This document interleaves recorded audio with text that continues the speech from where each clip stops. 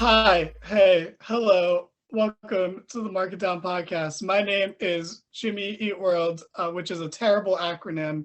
I am joined by Avril Lavigne, My Chemical Romance, and Paramore. You can figure out who's who on your own, except I'll tell you, Avril Lavigne is James. But we're here to talk about wrestling, music, politics, everything under the sun. So why waste time? Let's get right into it. So right now, there's this guy, and he's a very serious guy. Everyone takes him seriously. He's one of the few wrestlers you look at and you're like, I'm not sure if this guy knows that wrestling's fake, but somehow, some way, he is the laughingstock of the wrestling community right now. I'm talking about the artist formerly known as Walter, is now known as Gunther, or as I think you're supposed to pronounce it, Gunther, and it's pretty funny. It's pretty bad. It's pretty ridiculous. I'm gonna start with a guy who was a big NXT fan up until this color rebrand, and that is My Chemical Romance, Chad. I had a feeling I was My Chemical Romance for some reason, honestly. Yes, however, that makes me Paramore. Yes. I wanted to be Haley, but anyway. Sorry. What is there to say? It looks dumb. It sounds dumb. They're not doing anything with this guy. We've seen the rename thing 1,000 times. I would have rather them shorten it to just Walt, then maybe we'd get a champion or something. But this is, again, high quality horse shit, as you all know. They're gonna kill his momentum. Yeah, he's dead in the water. I was gonna give you guys more obscure band names, but I wasn't sure like if you guys knew who like Car Seat Headrest was. I have that whole lineup in front of me, and I was just picking the big names for the sake of you guys. So that being said, Haley, what do you think about this? This is one of the most confusing, odd, twisting name changes I have ever seen. I've seen a lot of people comment the fact that Walter isn't that like good or imposing of a name, but it works for this guy. It's always worked for this guy. And now you have Gunther here, where the rumor is that WWE had filed for a trademark for the name of Gunther Stark, and a quick Google search by a person on Twitter revealed that Gunther Stark was an officer for the Nazis. So once again, WWE just completely showing their incompetence to use one of the simplest tools the internet has to offer just to make sure a name is okay. Look back to the submission sorority for the last time that happened. Don't look up the submission sorority. Yes, don't actually do that unless you're incognito. Do what you want. Don't do it at work unless you want to get fired. Do what you want. I digress. This just reeks of WWE mishandling Walter. I'm not calling him Gunther. I refuse. It just reeks of them mishandling him. I'm getting flashbacks once again to Karrion Kross, where they change everything about him and none of it works, and they blame him instead of all these stupid changes, and then he's thrown by the wayside. So I think it's bad, and I think WWE is also going back to an era around the early 90s where they were creating characters, and bad ones at that, instead of creating wrestlers. And I know that's a weird distinction because each wrestler has a character, but I'm flashing back to days of tax attorneys being wrestlers instead of wrestlers being wrestlers, and their gimmick revolving around who they are as a wrestler instead of what they do. So this is just weird. I really, really hope that this whole Nazi thing is a coincidence and they avoid it. But I have zero faith in Vince, Bruce Pritchard, and WWE to not fuck that up.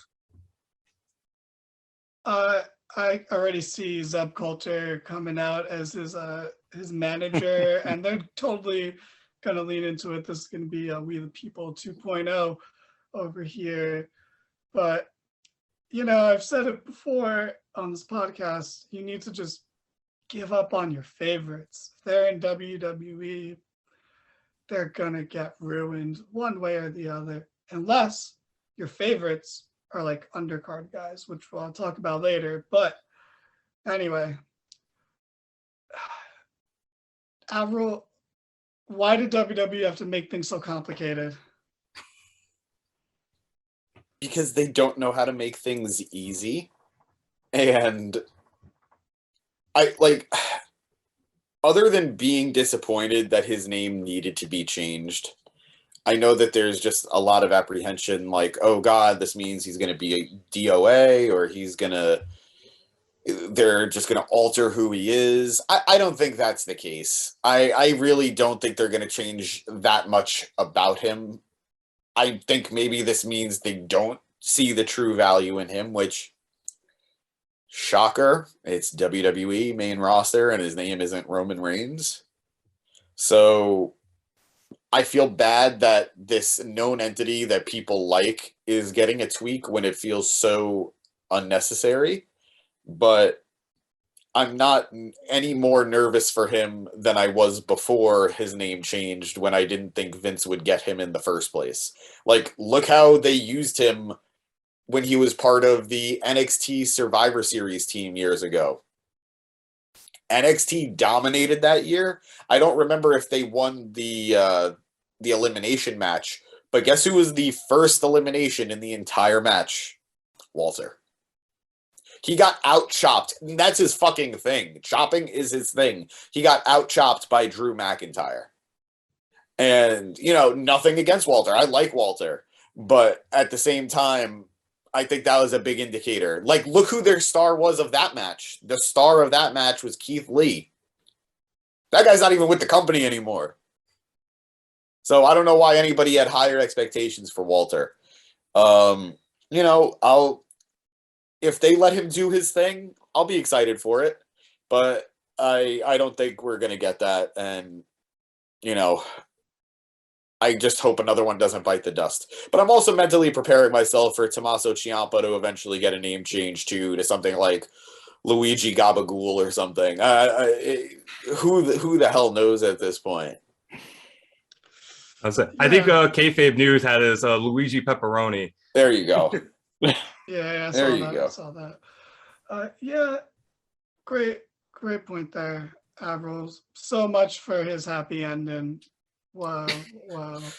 I know a lot of Avril Lavigne songs, so this is going to be a long night. But he's a goner. It's not so much that his name has changed. It's that all people can do now is make fun of it. Yeah. And for a character that's so serious, it just doesn't work. And yeah, like you guys said, it shows that the company doesn't really have faith in him. So how long do you think before his fans are going to be referred to as the Goon Squad, or even they fucking change Imperium's name to the Goon Squad for Gunther? I'm putting that out there. I'm manifesting that into the WWE universe. As long as it doesn't involve a Reich, it'll be fine. Oof. I mean, it'll be bad, but it won't be as bad as that. He's a parody now. Yeah. Honestly. He's a caricature, like Tony D'Angelo. Yeah. He's just at least that's what it sounds like they're making him into. He's just going to be like a German/Austrian caricature, the way D'Angelo's an Italian mobster caricature. And then those are the type of characters, except D'Angelo, who's doing, I think, hilarious work, but he is. I agree. He kind of speaks to the Italian in me, but for the most part, those are the type of wrestlers that don't do well. They didn't do well in the 90s, and that's why WWE was getting their asses handed to them up and through the Attitude Era. I'm sorry, sir. Did you not watch Santino Marella almost beat Daniel Bryan in the Elimination Chamber? Are you going to tell me now I think that Jinder Mahal and the Great Khali, having their little flute off with Santino's Cobra, wasn't the peak of the 2000s? Like you don't even watch.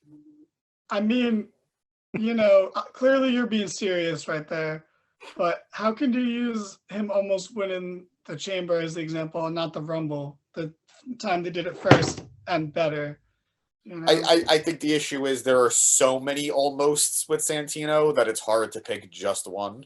John Cena is going to beat Gunther in a 2-minute match at WrestleMania, and then he's going to get fired the next day, and that's that. So I don't even think he makes it to Mania, honestly. That's a fair point. He probably won't. Would not surprise me if he never made the main roster. Yeah, at this rate, he's never going to make it. But I just figured who's more American to beat this new stereotype that we're creating in NXT than John Cena. Obviously Cody Rhodes is more American. He's in the other company. But is Gunther the new Rusev?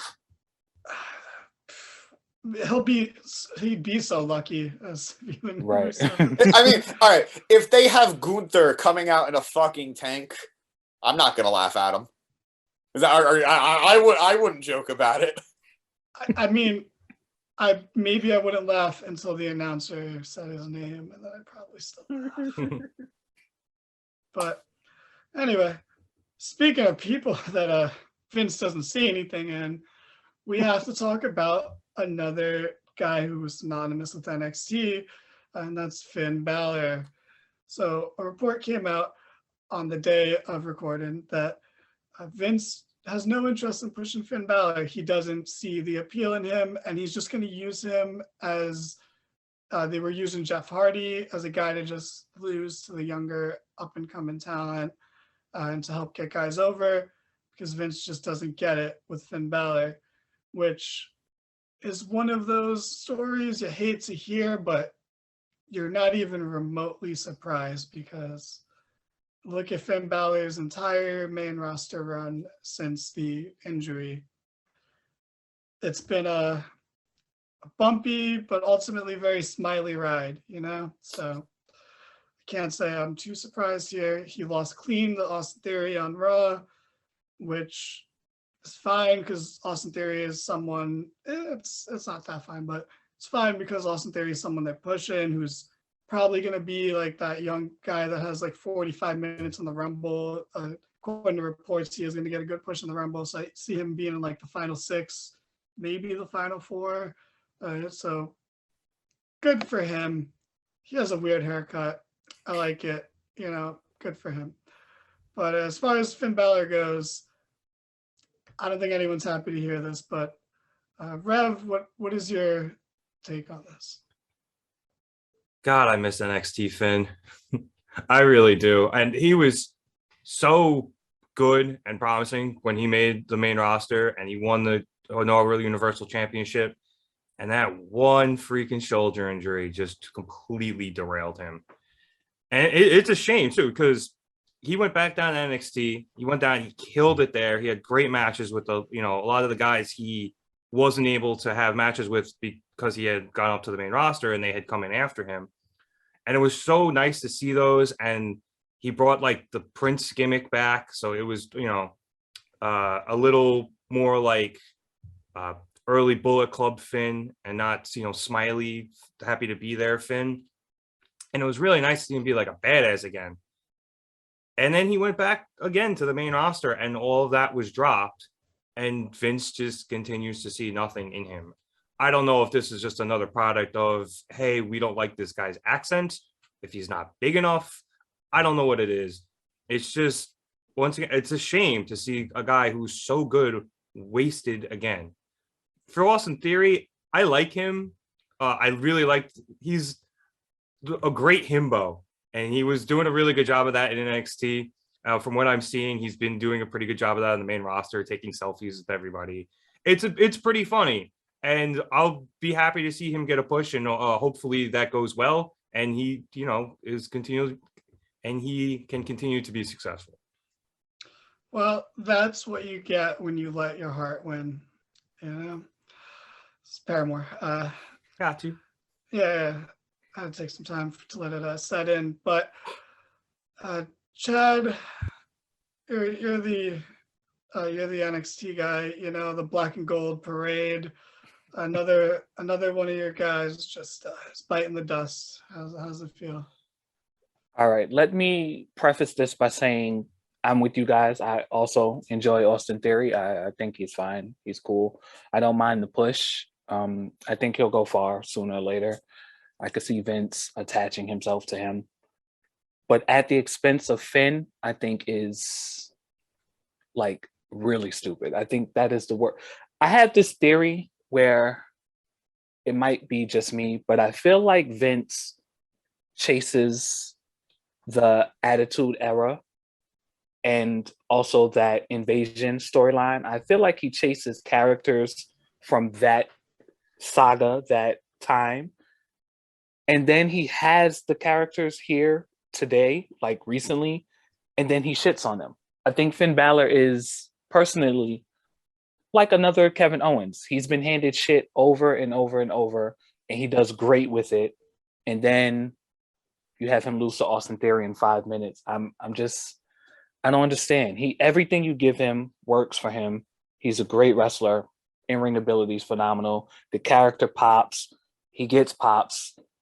And then just nothing. I don't understand how you don't have faith in somebody like that. How do you undervalue such a staple in the NXT community? Is just, I don't get it. I really don't.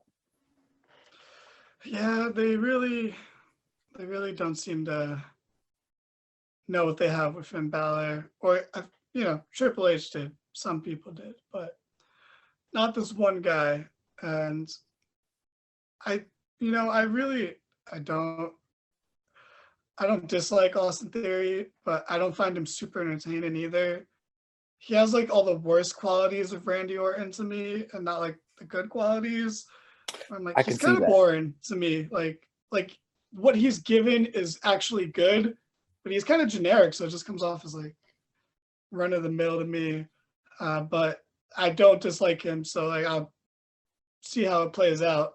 It doesn't help that Vince can't talk anymore, and every time Austin Theory is on TV, it means Vince is gonna be on TV.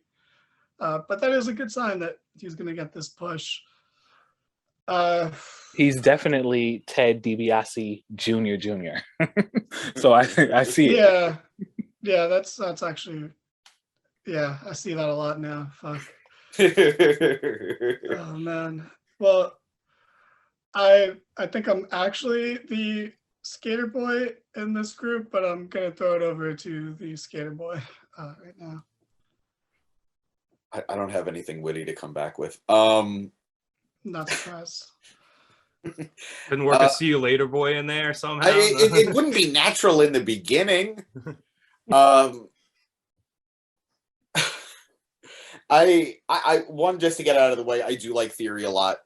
So to see Finn put over someone like Theory, in theory, shouldn't be a big deal. It should be what someone of Finn's caliber should be doing to help get the next generation going. That said, there are correct ways of putting someone over, and then there are the wrong ways, the raw ways of putting people over. And a 5-minute match that does nothing really in the grand scheme of things isn't the way to do it. And Finn Balor is the type of star who could still be doing so much more, should still be doing so much more. I'm not saying he should never take a pin, especially to a young guy, but he should also be featured more prominently. He should be featured as more of a threat, and not just us being told he's a threat because he's the first Universal Champion. Finn Balor,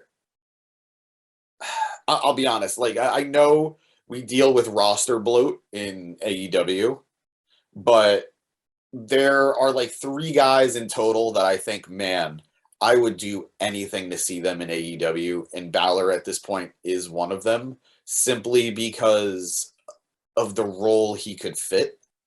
I think he's capable of being a main eventer no matter where he goes. But at this point, with the way WWE is run, like I don't know where he could fit. I don't know where he could fit. They had to ship him off of SmackDown to keep him away from Roman so he could still have some star power and maybe the potential of being champion. But again, that's now a show that has Brock Lesnar as champion. Like, how long do we have to wait? for this guy to get his shot again, and I don't think it's ever coming. So I don't ever want to see somebody get fired, but I do eagerly await when contracts run up, and the sooner his contract runs up for me, the better. And hopefully, nice things can come his way that way. Yeah, with Finn, he's someone that he's always on the verge of being a main eventer again, and it always seems like he's about to reclaim his spot that he lost via injury back in 2016 now, like so long ago. But Finn, like I even said earlier, Finn is taking what Jeff Hardy was supposed to be doing and putting these young guys over. But Finn is not that established in WWE, and it carries the same weight. Like, granted, I think he was higher on the card than Jeff Hardy, because Hardy's at that age where he's just not really beating guys unless you're the NXT champion. But, Finn never got his real main event run, like, ever. Every other match was a one-off that he's ever had. So it doesn't feel like as big of a deal as it should. And it's also 50-50 booking because he beat Theory a couple of weeks ago. So it's so close for WWE. The heart's almost kind of in the right place in terms of Theory, not in terms of Finn, but what are you going to do? You sign to WWE and you roll the dice. I have a theory, actually. And Austin Theory plays into that. And so does Damian Priest. And so does Rick Boogs. If you want to succeed from NXT, do not become NXT champion. And there you go. For those guys, it seems to be working out. It worked for Elias, too. Yeah. All you got to do is not succeed in NXT, and there you go. I feel like the only person it actually did work for is Owens. I know, he gets thrown a lot of shit his way, but he has been in a lot of big feuds, and he has held the major championship. So yeah, he's doing all right. But everyone else, Rollins is also the inaugural NXT champion. True. That doesn't count. That was a different time. How are you going to take away his win over Jinder Mahal for the NXT championship and devalue that time period? How are you going to mention Jinder Mahal twice in the same podcast? Right? Good for me. I mean, I was going to point out earlier, this is like the second time in 3 episodes that we've mentioned Nazis too, but that just happens. These things happen. But yeah, no. WWE, am I right? I don't count NXT champions until like Pac or Neville, Adrian Neville. That's the era of NXT we all look back fondly of, like Seth and Big E were like the precursors to what was going to become that amazing NXT. So they are, but I don't count them as much. From the true Triple H era of NXT, they were what eased us into it. But does that include Bo Dallas? I didn't want to mention it because I'm really with Danny and what he's saying. I agree. But the Bo Dallas of it all is just. Well, he was before Neville, right? Yeah, but it was so definitely it was definitely in the same time period though. Frame. First of all, Bo Dallas was amazing for 10 weeks. Okay. So in NXT he was fantastic. On the main roster he was good for 8 to 10 weeks. Brock Lesnar should have ended his winning streak, but then they dropped the ball big time on that.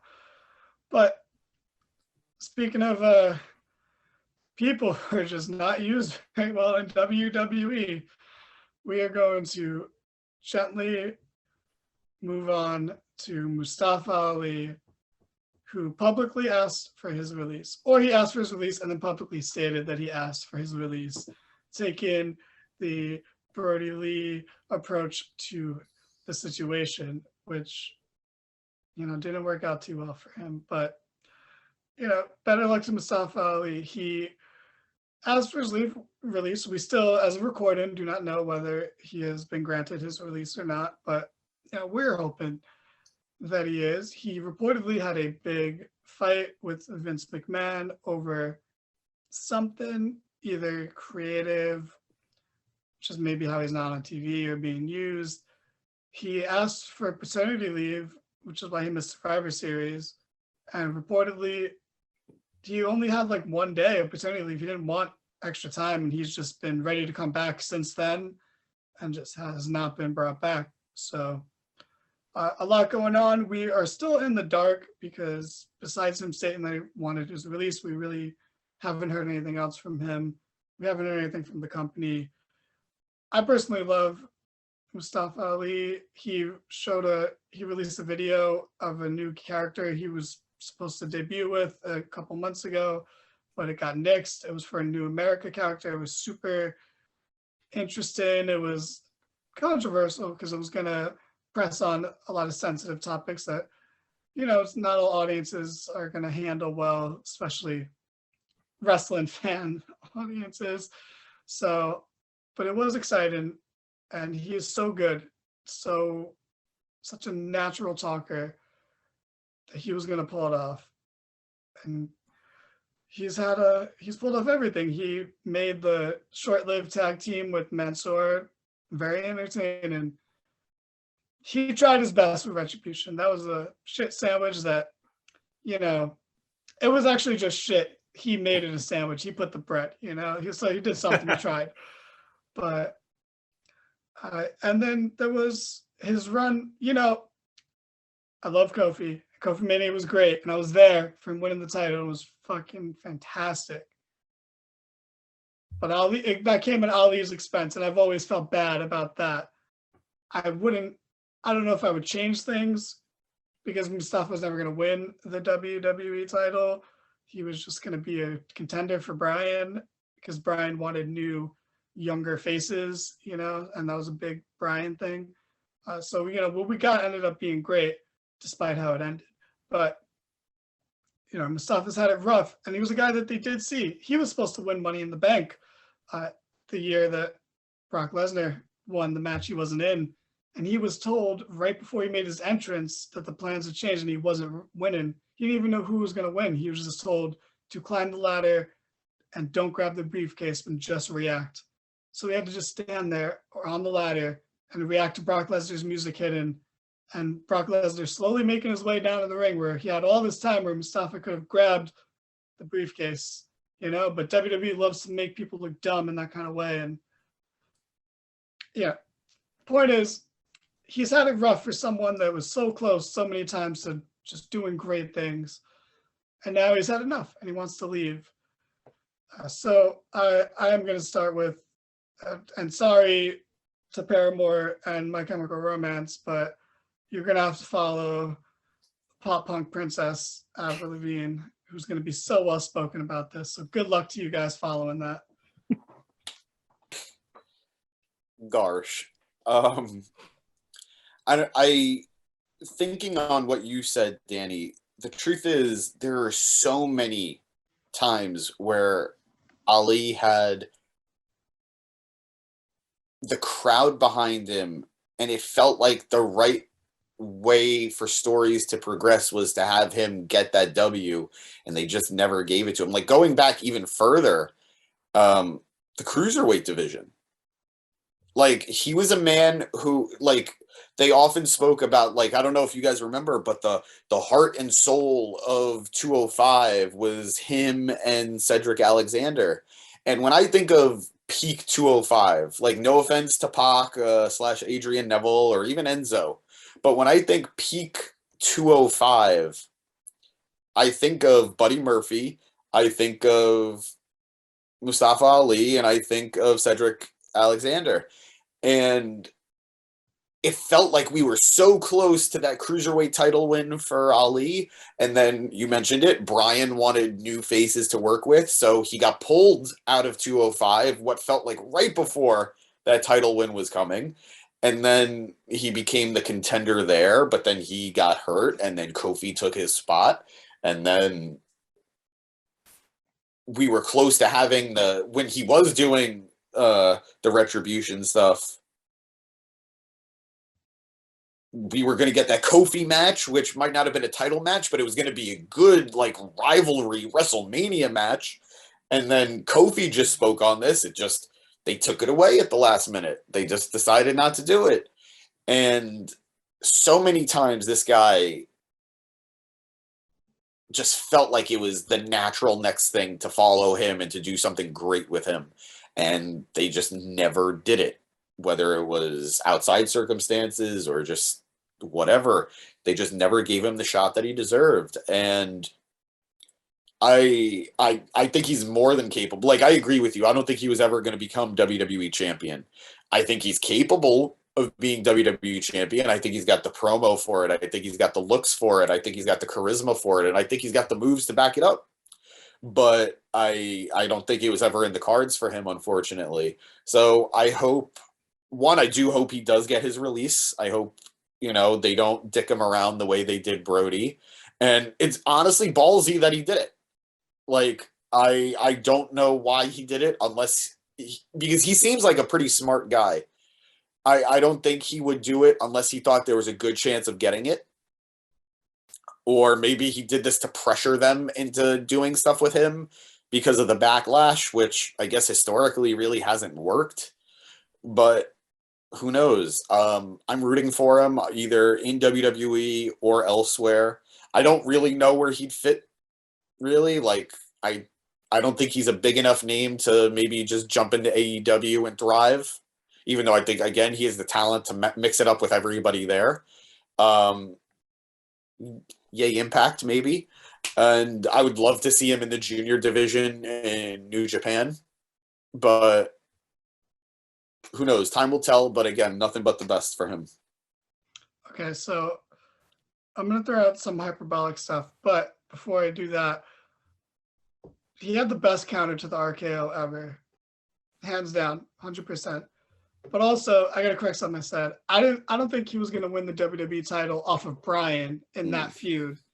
But I think he could have won it eventually, especially because he was going to win Money in the Bank. And he's not one of those guys that would have cash in and fail. They might have treated him like shit as champion and booked him really weak. But, and for anyone who hasn't seen it, go watch his Someone Like Me as WWE champion promo. It is fantastic. It is so good. It has sold me on him, and this is a lot of where my hyperbolic stuff is going to come in. I think he would thrive in AEW. I think he can walk right in and feud with Bryan Danielson and pick up where they left off. I think he is a better promo than 95% of the roster in AEW, who has a lot of good promos, and he is such a good character guy that he would go right up there with like Malachi and these guys who work so hard in their character. Not that he would be like supernatural or spooky or anything, just that he would put so much effort and creative thought into his character, and he would thrive. He would thrive in AEW. I honestly believe that. Like, he is so good. And it's weird because that's someone I wouldn't, to give credit to WWE, I would have never known how good he was if they didn't give him opportunities that, they ultimately squandered, but still to the point where he did get over. He was supposed to be the SmackDown hacker. He was supposed to do a lot of things. And reportedly, he's really liked backstage, and he works very hard. And most people think he's really, really smart. James, you had something I've said has stirred something in you. So what was that? Correct me if I'm wrong, but wasn't he also initially an alternate in the Cruiserweight Classic? Like, I don't think he was initially part of. Just think of, like, to bounce off of what you said, to go from being an alternate to being one of, because not everybody from that tournament got a contract, but to getting a contract with 205 and to taking advantage of every opportunity given to him, I might actually fall back on what I said too. I do think he could thrive in AEW. I think I was speaking more of how bloated the roster is with the big names, but I do agree. I think he has every bit of talent to thrive there and to be a star there. Yeah, he's not Andrade. He's not getting lost in the freaking shuffle from day one. There we go. Come on. Yeah. No, I'm not going to force an Avril reference. There's plenty of time left. But, sorry, we've kind of dominated this conversation, but very passionate about Mustafa Ali. He is low-key one of my favorite people in WWE for now until he's gone. But Paramore. No, I'm not going to force another song. Rev, you got a take on this? Yeah, I mean, I think I am just as big as a Mustafa fan as you two are. His I think it was a trio of matches against Buddy Murphy and 205 Live that James referenced were fucking bangers. Oh, those were so good. Those golden days of 205 Live were some really good wrestling, especially when they were following that really good era of SmackDown, where like top tier Moxley and AJ Styles and occasionally James Ellsworth, like that era. That was like a solid 3 hours of wrestling, and it was so good. Mustafa is a guy that WWE has failed for such a long time. Once, I mean, I know, like I said, he did great on 205 Live. He put on some really good matches, but he's a guy who honestly is one of the most natural baby faces I've ever seen. He was so good at getting himself over and connecting with the crowd and being like, this is why I'm doing this. Because he, a big part of his thing was that, he is, he's a Muslim guy and he wants to come out and prove that not all of us, are, bad people or terrible people. He was a cop in Chicago. Like, how do you not have this guy be so, like a top tier baby face? He was so unbelievably relatable. And then they inexplicably turn him heel. And he's still doing such a good job of getting heat, despite the fact that I can't root against this guy. And they keep giving him crap after crap after crap. And finally, so according to some reports I've seen, Vince told him he wanted Mustafa to do a gimmick that Mustafa said he would never do. And that's what led to the blow up between the two of them. A lot of rampant speculation that Vince wanted him to do some sort of stereotype gimmick, probably maybe something borderline terrorist-esque, maybe. Who knows? But again, that's speculation. But whatever it was, Mustafa wasn't here for it. And if that's his last straw, then so be it. And I hope they grant him his release, and I hope he goes somewhere and just absolutely kills it, whether it's as a heel or a babyface, because the man is insanely charismatic. He's insanely talented in the ring, and he's obviously got a lot of fresh ideas. You referenced his New America promo, Danny, and that looked amazing. And I'm upset I didn't get to see it. So hopefully he's released, he goes somewhere, and he just absolutely kills it wherever he is, because the guy fucking deserves it. He really does. And let me just say, to reference his New America promo, we're probably pronouncing his name wrong because, WWE has just ingrained that into us. So, we say Mustafa instead of Mustafa. Right. But I do know a couple Mustafas, and they've never had a problem with that. So, I don't feel like terrible about that. But, I can't wait to see what he does next, because like you said, Rev, he was a cop in Chicago. He is a Muslim in America. He has had a lot of things that should make all of his success that much more impressive. And, it's also a lot, like, for a guy who's not like super old, to have been a cop and then now been mildly to very successful wrestler. It's impressive. It's a lot of work. So whatever he does, he's gonna work incredibly hard at it.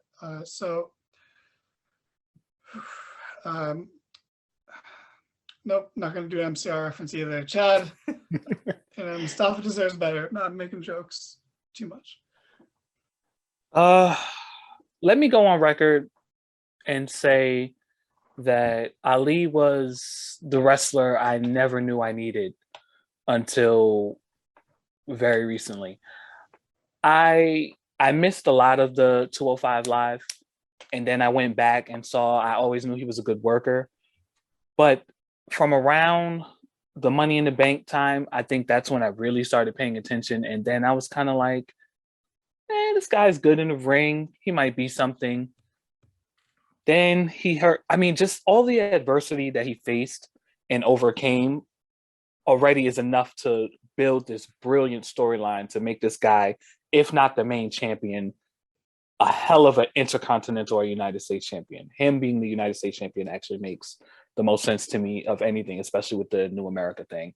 He probably would have been the best. But anyway, I just feel like the way they paved his journey And then for it to be such a letdown was disgusting. I'm with you guys. I'm a huge Ali fan, especially as of late. They have to release him. I mean, I would assume that the pressure that he put on them is going to make them release him. I hope they don't dick him around like they did Brody and just make sure the hype dies down and then release him, because this guy is top tier talent. He's great on the mic. Vince McMahon told him personally, you're a good babyface. I don't think you're a good heel. He proved him wrong literally 2 weeks later. They gave him a stable, which was shit. He made lemonade out of that. I mean, they gave him gimmick after gimmick. They tied him with Mansoor. I don't want to say his name wrong. I think it's Mansoor. They tied him with Mansoor. That was a great fucking run for literally somebody that nobody's heard of, but 2 or 3 times. And they literally just did that because they needed to get Mansoor a match for the Saudi show. Right. And that literally heated up Raw for weeks. That was the only reason I was watching Raw for a minute.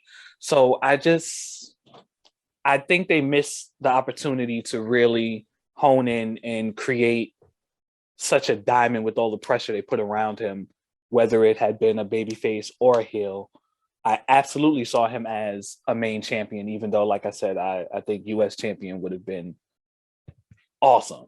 But yeah, I think he'll do well wherever he goes. I hope he does get to go somewhere and show WWE that, yeah, I'm the man. I'm him. Hopefully, and I think because of, WWE releasing so many people over the past year and a half, 2 years, it would be pretty messed up of them to deny it. And that is reportedly how some people backstage feel, that they can't, they can't really deny a release when they've just released so many, like, it hasn't even been a month since the last releases. So it would look due to budget cuts. Due to budget cuts. It would look insanely petty if somebody was like, "Oh, like let me make your budget less," and they were like, "No." So what I think they'll do is they'll give him his release, but then we'll start hearing reports that he's difficult to work with and that he has an attitude problem and he's full of himself. Like, kind of how we heard Bray Wyatt was difficult to work with a couple of weeks after he got released. I think we're gonna hear some reports like that because that's their new way of being petty. Instead, because they know they can't. Yeah, it's the NFL trick. You fire head coach, and you'd be like, "Oh, like he was constantly clashing with the general manager, and he wasn't doing this and that. With the players didn't like him." It's the same thing. That's exactly what this would be, actually. Now that you guys said it, that's what happens when you have a sports agent running your company. Yep, and you know what? Hopefully, Ali is the only exception. Got one in. There you go. He's back. We're done with this. I feel bad now. Moving on, because there was some big returns on Dynamite this week, and we're going to start with a nice, feel-good, heartfelt one. We had the return of one Jonathan Moxley. Jon Moxley made his return, got an amazing ovation. So good. The crowd was so nice to him. He was not nice to the crowd. He knocked a sign out of someone's hand. He told someone in the crowd to go fuck themselves and get out. But in his defense, the crowd was kind of annoying on Dynamite this past Wednesday. Like, not, they're loud. That's their thing. But there was a lot of those 1 or 2 people who were loud when everyone's quiet. And that shit was really annoying. Like, I did not like this crowd. Like, I don't mind the crowd booing Cody, but like, there was like those 2 people that were still chanting when everyone stopped chanting, and I'm like, shut up. Yeah, like, it was really bad during the Cody promo. Yeah, like, it's fine when the whole crowd's chanting, shut the fuck up. Fine, Cody pauses for that, he's a professional. But when it's like everyone else is quiet and you hear those 2-3 people that are saying, you can hear exactly what they're saying. It's like, bro, shut up. Like, stop selling that person beer. Kick them out. Like, get the fuck out of there. That shit annoyed me. So when Moxley told that guy to go fuck himself, and first of all, didn't even get censored because, no one knew he was going to say that. Welcome back, He cut a very heartfelt promo, talked mostly metaphorically about what he went through, but it was very nice, very, very sweet. No indication of what's next for him, but just pretty much I'm happy to be back, in the most Moxley way possible of putting it. So all good stuff. It was very good to see him. Chad, how did you feel about this big return? I love Moxley. I'm glad that he's well. Glad he's back. He looks mentally fit. That's really all I was worried about. He looks like he's on top of his game. I hope he's, healed and making strides and being the best that he can be. Like you said, he came back the same Mox that we missed. I'm just super stoked to see, what's next. Yeah, it was a Helena of a return. Oh, sorry, Freudian slip. A hell of a return. So, but what do you think is next for him, Chad? What do you think is next for Moxley? You just have to guess. I'm putting you on the spot. Throw something out there. I'm not sure. Maybe something with Eddie Kingston. I don't know what. I don't know if they tag again or if they. Eddie did just get hurt, so that might be. That might take a minute. Well, maybe not. I don't know. Something really entertaining mid-card wise. Okay. It wasn't a bad idea, but Rev put a wet blanket on it. We'll see. Well, he didn't injure him, but or did he? I don't know. That's true. I would not fuck with. I would not fuck with Eddie Kingston. You kidding me? Come on, man. We got to start fights with people we don't know. Like, come on. I can't always be the one to do it. One of you guys has to do it sometimes. He's right. But, well, speaking of, while you're in the hot seat, Rob, why don't you give us your opinion on this return and what do you think's next?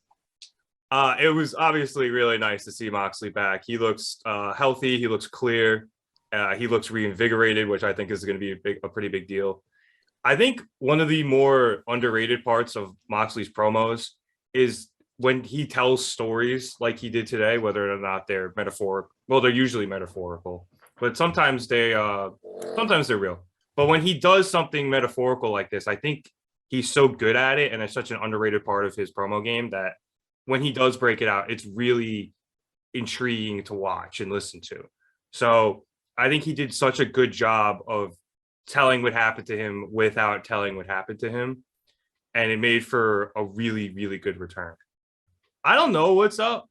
There's a lot he could do. Obviously, you got Brian, you got Punk, and he's probably got feuds he's got to handle from before he left.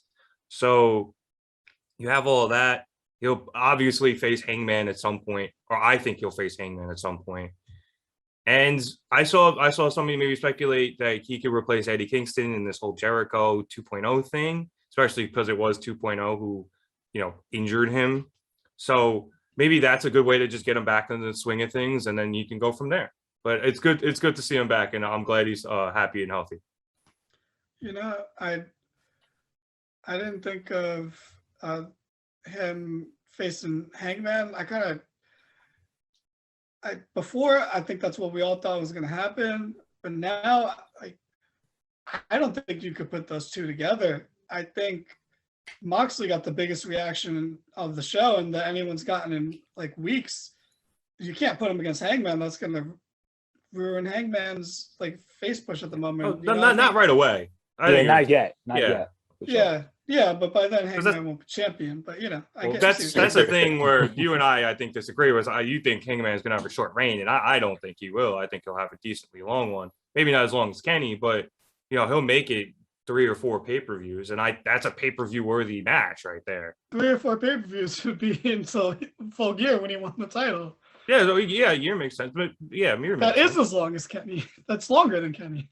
But I thought Kenny was 400 and something.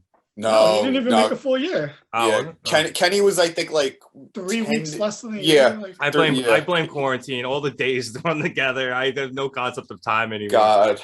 All right, so maybe 2 pay-per-views. We made it up. Maybe 2 pay-per-views.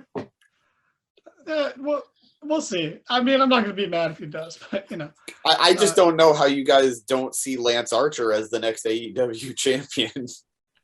I mean, he is with Adam Lambert now, so that is good. I assume you mean damn Lambert. No, he knew what he was doing. Okay, I was just making sure. There's a theme going on here. I was just about to force in a Misery Business reference. Now I gotta wait. Boom, roasted.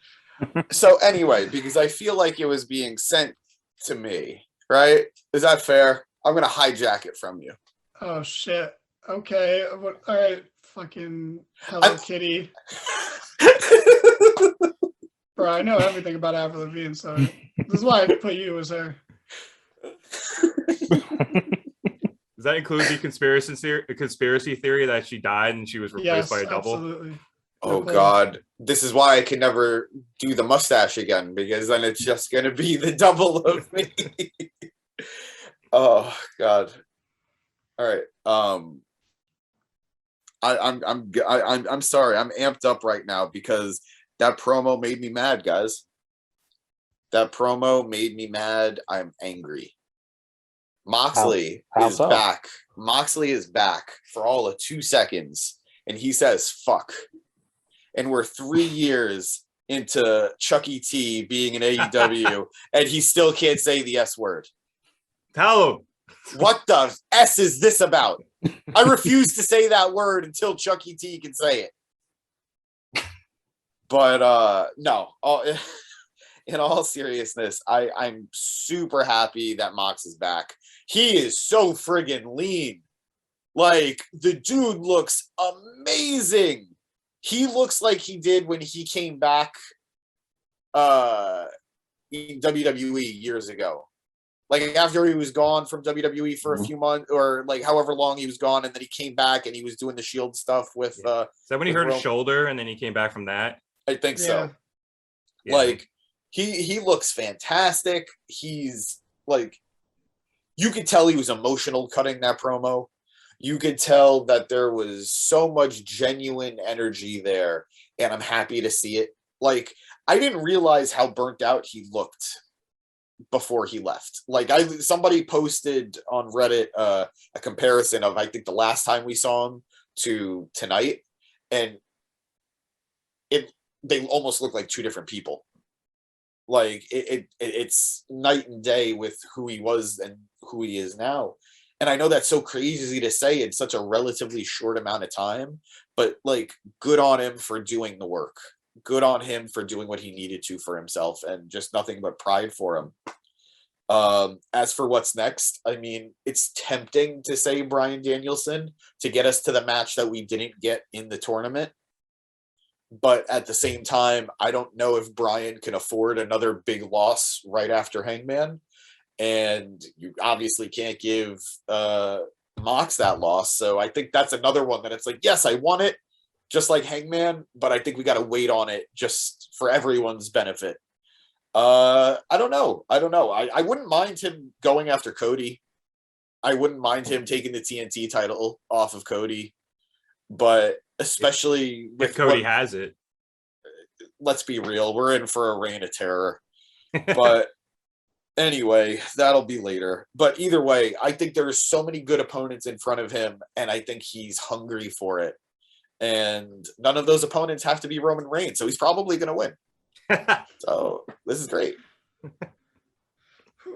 Oh, man.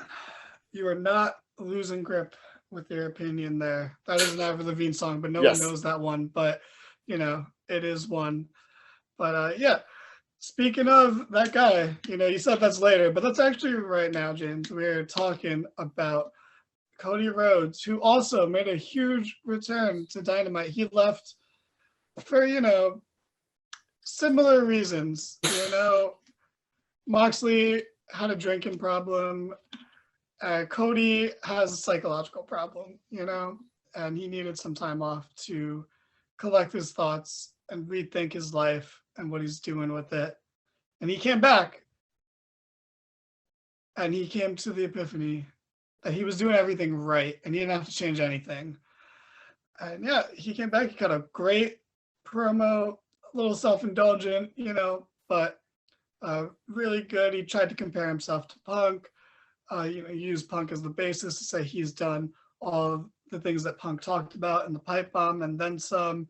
Talked about the Forbidden Door that he helped build, which I won't actually argue with that one, but especially because he's a large reason why I got interested, like I would be interested in AEW, you know, but Yeah, and then he barely mentioned Sammy. So yeah, like like James said before, this Sammy's not a real champion right now. Like he's just not. He is a guy. I don't know why we had an interim champion, especially now that Cody's back. I think that was ultimately very dumb.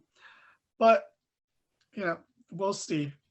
We'll see where that goes. But yeah, he cut a good promo. He got the crowd to cheer him for like a whole 10 seconds. It was pretty impressive, so as much as the man should be heel, he's really good. But I didn't like him saying that he won't turn heel, because part of me believes him, and that's worrying, that's upsetting. But I still trust Cody. This is the curious case of Cody Rhodes, and I think this is part 4. Yeah, and I still trust him.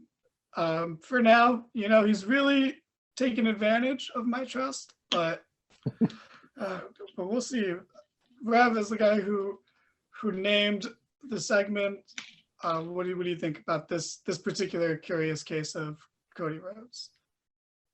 This was a combination of 2 really good promos that he kind of smushed together, because the front half of it was awesome. Referencing the pipe bomb, saying, he built he didn't build it, but he helped build a Forbidden Door, alluding to All In rather, excuse me, and all these other things. Felt more like it was a promo to build towards a CM Punk match. But it was all very good.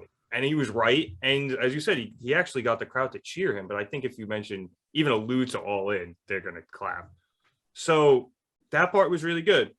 And then he kind of oddly transitions using, the name of Brody King to go to Brody Lee, to then go to Brody Jr., or rather go to Brody King to Brody Jr. to Brody Lee into the lineage of the TNT title. And then brings up his Sammy match. And it was such an odd transition into talking about his match with Sammy and, talking about it being a ladder match, which anybody with 2 eyes could have seen that it was going to be a ladder match because he dragged one in on the picture-in-picture.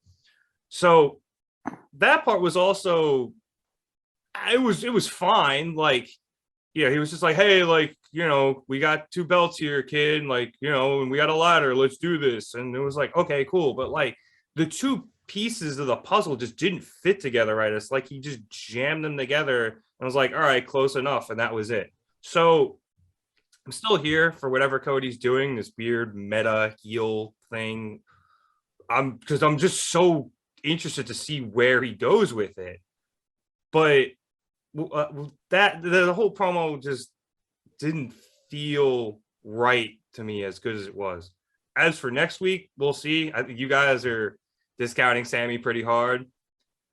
I like Sammy a lot, so I'm really pulling for him, and I'm just holding out hope against hope that he does win. But I mean, betting odds, Cody's gonna win, so we'll see where he takes it from there.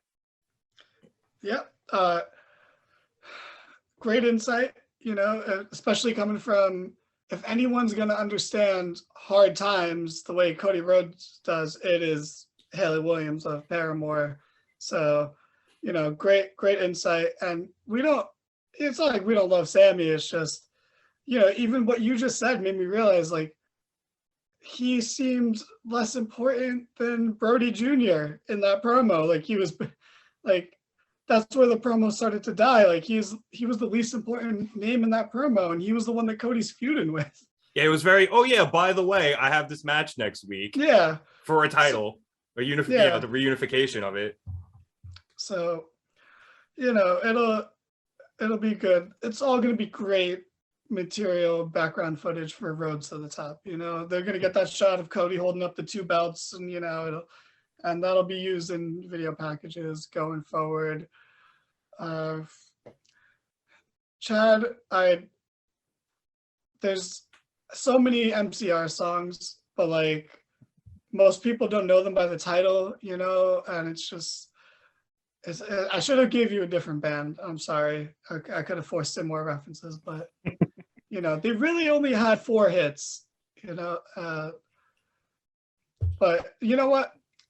I'm sorry, because clearly I'm not okay with this, but I hope you're okay, and I hope you're okay with what Cody Rhodes is doing. I'll go on record and say that I believe I may be the person who dislikes Cody Rhodes the most on the pod. I don't even really have a valid reason why. I just don't like him as much as you guys seem to like him. But I will say, as thoroughly confused as I am about what he's been doing and what he's doing, I'm also equally intrigued. So for some reason, I'm into it. The promo was good. I'm with Rev. It was kind of a clusterfuck. Like, it was two good promos put into one, which was weird, but whatever. I mean, I'm cool with it. I can't really complain. He's a good wrestler. He's clearly a heel, but whatever. He's going to keep booking himself as a heel, but keep speaking as if he's a face, which is the juxtaposition of that alone is actually intriguing. So I'm here for it. Whatever. And Sammy, I want Sammy to win. Don't get your hopes up. They're not up. I kind of know what's going on here, but I can hope. Yeah. And finally, Avril, I gotta ask, how do you feel that these other two, Paramore and My Chemical Romance, are the headliners of this festival, and you're not one of them? Like, you know, technically you've had more hits than My Chemical Romance, but you didn't break up and disappear for like 10 years. So you didn't have that, like, you know, people missing you like that, you know, but you just signed to Travis Barker's label. And like, that's a big deal, you know? And how do you feel? Are you jealous? Do you feel slighted? You know? No, I'm glad, because that concert's going to be a clusterfuck. Like, yeah, it's going to be better than a Travis Scott concert. So. They're both run by the same people. Yeah, I know, but you know, it's more about us as like the fans, you know. Like, I really hope we so. pick each other up when someone falls in the pit, you know. Why you gotta go and make things so complicated, James? I was asked a question. And first of all, respect Look, man, me. It's Avril. You want to go home, but nobody's home. Okay. Well, now that we're completely off the rails, right? Oh man. All right. I know I joked in the beginning about Mox's promo, but I can actually say I didn't really like this promo from Cody. I am a Cody Rhodes fan. I've been a Cody Rhodes fan from WWE to the Indies and Ring of Honor and New Japan and AEW. He's one of the reasons why I was so excited about AEW. And I still like Cody. I like to think I'm capable of seeing the reasons why so many other fans aren't big Cody fans. Like, I get all of them. And sometimes I roll my eyes a little bit at him too. But for the most part, I really like Cody. I've gotten to speak to him before on a one-on-one, and I've been able to pick his brain, and I really love his love for wrestling. And, you know, it's weird though, because I'm all for this heel stuff, even though, like, I agree with you, Chad. Like, he's a heel in everything but name, and it's like, I don't think it's as meta as he thinks it is. But again, I want to see it play out. I am curious with it. I am eager to see how it plays out. But this promo did not do it for me. One, I don't know, like, I'm not going to go as far as to say I was offended that he brought up the Brody stuff, but at the same time, it felt so unnecessary. Like, no part of it, it felt so cheap to make that connection between Brody King and to say he has balls to come in as Brody. It's like, what? It's the dude's name. It's the only way anybody who's ever going to know this guy, and that's a small pool, would know him. So it made no sense to me. It felt cheap to bring up Brody Jr. I hated that line. And this next bit, it's not something Cody's typically known for doing in promos, but it felt really weird. He really did that like not so popular wrestler thing where he brings up a lot of popular wrestlers to get a pop in a promo. And I just didn't get it. The guy who cut the I forget how I can't phrase it properly, I'm sorry, but the undeniable promo that he cut, that is one of the best promos I've heard in years. I think he's amazing. I think he's an amazing promo. But Rev, you said it, you guys said it. It's like this felt like pieces of other promos that just got Frankenstein together, and it just none of it fit. He even alluded to his contract stuff. Like, and don't get me wrong, it is probably the most exciting thing about Cody right now is his contract status. But that in itself could have been the promo. The Punk stuff could have been the promo. Sammy could have been the promo. But it did not work for me. I am 100%. I'm a Sammy fan, guys. I am 100% knowing Cody is winning this match next week.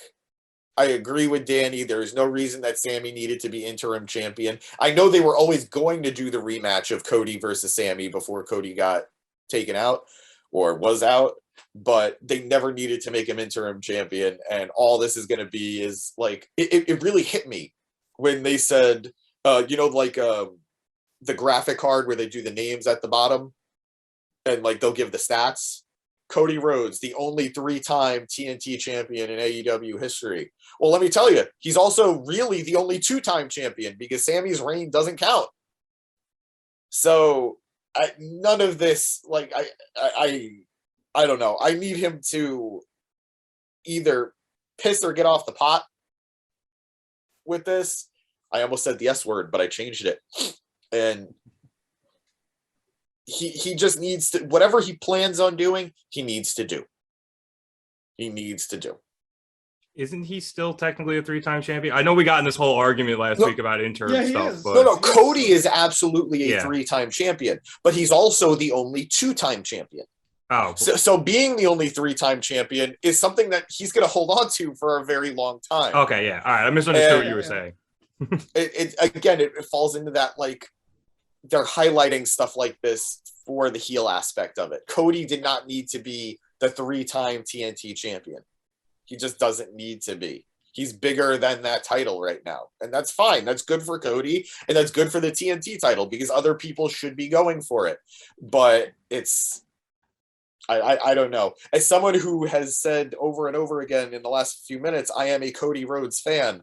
I am not really a fan of what's going on currently. Does that feel like a symptom of him not being able to go for the world title? Absolutely. There's this interesting dynamic right now where Cody Rhodes says he's not turning heel and says he's not going for the world title, and he cannot do one or the other without them interacting. He can't go for the world title without turning heel. And I don't think he can turn heel really without going for the world title. I agree with that. I was going to say I'm with you because, Avril Lavigne. But and I am for the most part, but I kind of disagree about the Brody stuff, but I also agree at the same time. Like, I actually liked the lines. I thought it was a good line. I actually liked the lines. Like, you gotta have some balls to come in here named Bert, like being named Brody, and I didn't mind all this. I forgot what he said right before that leading into it, but I didn't mind a lot of these things as lines, and like they're good lines for a promo, but like you guys have all been saying, it felt like a Frankenstein promo, and like it didn't. My issue with this was like, why are you talking about this? Like, it didn't make any sense for you to bring this up. It's like, and he tried his best because he started recapping what happened in the 2 weeks he was gone, and that's how he eventually got to this. But like, I didn't have I liked the lines, or I liked a lot of the individual lines, just maybe they all didn't go together. And he even said in the beginning of his promo, like, oh, they said someone told me I should save this, but for another day, but I'm going to say it now, which I think was mainly referring to the CM Punk comparisons and stuff. But it felt like when you're writing a paper for school and you have to cite like 4 sources, so you just start forcing lines in because you need to get up to the 4 sources. That's what it felt like. He was just like, oh, okay, I'm gonna borrow this from like this idea I had and this and from this idea I had, and just start forcing everything together. So he got one long promo, and like it just had a bunch of weird transitions out of nowhere. So. Yeah, it was the unloading part that got very weird and made it like out of place. I agree with that. I like the way the promo felt. I like the way the environment was. I like the way the crowd was, except for the the people who were talking when no one else was talking. But like, I liked the atmosphere of the promo maybe more than the actual promo itself, because it felt like a really big deal and it felt special and it felt important. And I'm sure the ladder match is gonna be great, and Cody didn't win the Face of the Revolution ladder match. Now he's gonna win one this year. So it all works out. And that's it as far as like big news goes. But I'm gonna go on a quick personal tangent. We're not really gonna go into like every detail of what happened on Dynamite, but there was an injustice where the Acclaimed were robbed in the main event of the show.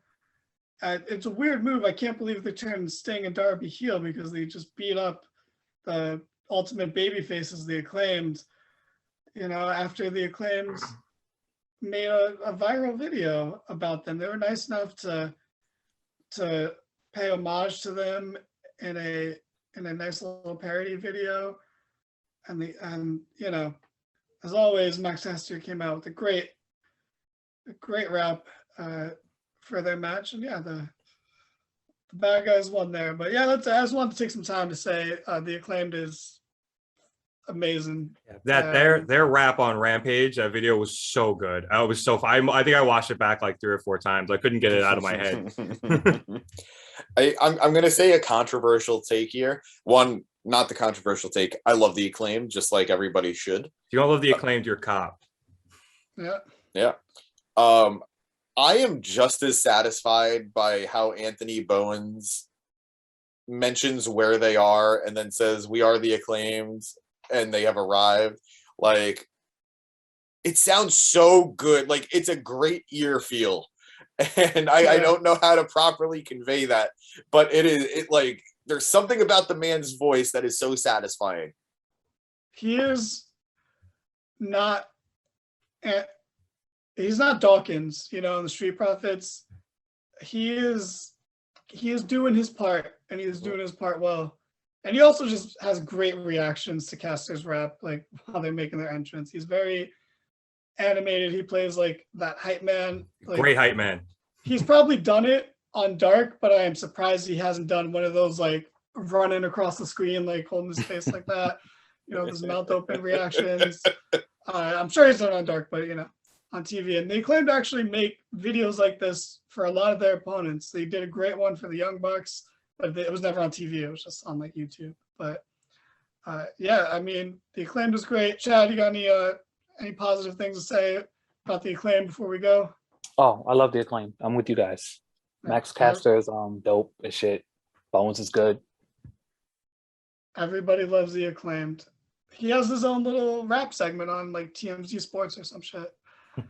Because, everyone loves the Acclaimed. And this is great. This is fantastic. This is so fitting that the Acclaimed main evented Dynamite, and we're ending the show talking about the Acclaimed because Max Caster is a phenomenal wrestler, and no one's died while listening to him rap yet.